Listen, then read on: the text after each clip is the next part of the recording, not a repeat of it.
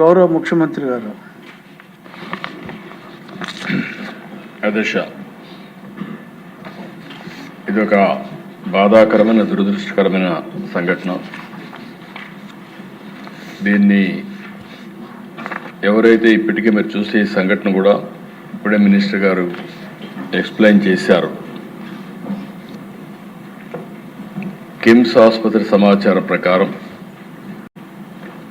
వాంతులు, కడుపు నొప్పి, మూత్రం నిలిచిపోవడం, డయాలసిస్ సమస్యతో పేషెంట్లు వచ్చారు.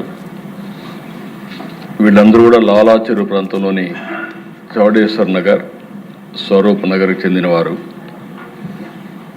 క్లినికల్ పరీక్షల్లో రక్తంలో యూరియా మరియు సీరం కెరియాటిన్ స్థాయిలు పెరిగినట్లు గమనించారు.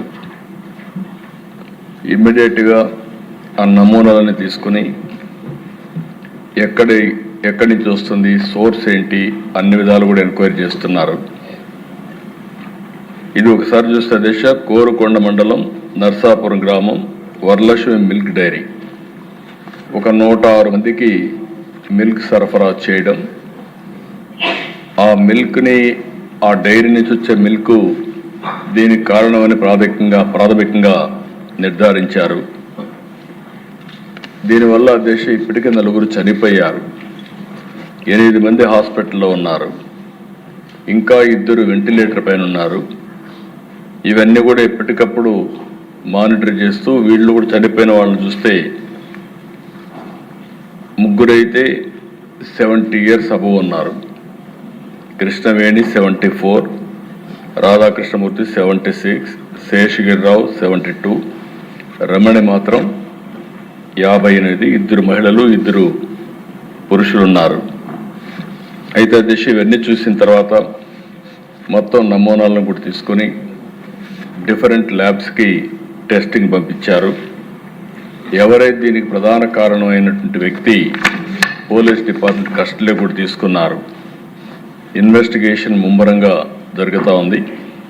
ఈ నమూనాలు కూడా state food laboratory Hyderabad, state food laboratory Visakhapatnam, Vimta labs హైదరాబాద్కి నమూనాలు పంపించారు.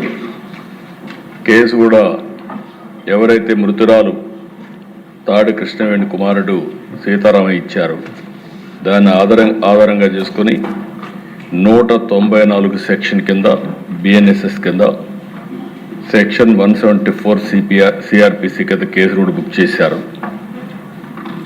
ఇతను ఎవరైతే డైరీ మెయింటైన్ చేస్తున్నాడో అద్దాల గణేశ్వరరావు, అతన్ని పోలీసులు తీసుకుని మొత్తం కూడా ఇన్వెస్టిగేషన్ చేస్తున్నారు. ఏదేమైనా దిశ అన్ని విధాలు కూడా 360 డిగ్రీ ఇప్పుడే మంత్రి గారు చెప్పినట్టు ఎంక్వైరీ చేస్తున్నాం. నేను ఒకటే విజ్ఞప్తి చేస్తున్నా, ప్రతి ఒక్కరికి ఉదాసీనత ఏమాత్రం పనికిరాదు. ఒకవేళ కావాలని చేసుంటే, ఏదైనా కక్కుర్తిపడి కలుషితం చేయంటే మాత్రం చాలా సీరియస్గా ఉంటాం. ఒకవేళ ఏం జరిగిందో మొత్తం ఎస్టాబ్లిష్ చేసి దోషులపైన కఠినమైన చర్య తీసుకుంటాం. మళ్ళా ఒకసారి విజ్ఞప్తి చేస్తున్న, రాష్ట్రంలో ఉండే ప్రతి ఒక్కరు కూడా కల్తీ చేయడం కానీ, అడల్ట్రేషన్ రావడం కానీ, ప్రజలకు ఇబ్బంది కలిగే విధంగా ఎవరు ప్రవర్తించినా ఈ ప్రభుత్వం ఉదాసీనంగా ఉండదు, చాలా కఠినంగా ఉంటాం.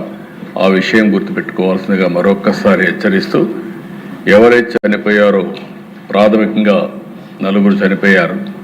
ఆ 4కి ఒక 10 లక్షల రూపాయల చొప్పున ఆర్థిక సహాయం చేస్తూ, అదే సమయంలో ఎవరైతే హాస్పిటల్లో ఉన్నారో వాళ్ళని పూర్తిగా రికవర్ అయ్యే వరకు వారికి ఎంత డబ్బులైనా ఖర్చు అయినా ఆ డబ్బులు కూడా ఖర్చు పెట్టి వారికి పూర్తిగా సహకరిస్తామని చెప్పి మరొకసారి తెలియజేసుకుంటూ, చనిపోయిన కుటుంబాల పట్ల నా ప్రగాఢ సానుభూతి తెలియజేసుకుంటూ, ఆ చనిపోయిన వాళ్ళకి ఆత్మశాంతి కలిగారు భగవంతుని ప్రార్థిస్తూ సెలవు తీసుకున్నాను. అధ్యక్ష.